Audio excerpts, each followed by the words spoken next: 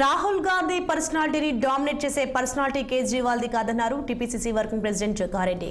సంగారెడ్డి మీడియాతో జగ్గారెడ్డి చిట్చాట్ నిర్వహించారు.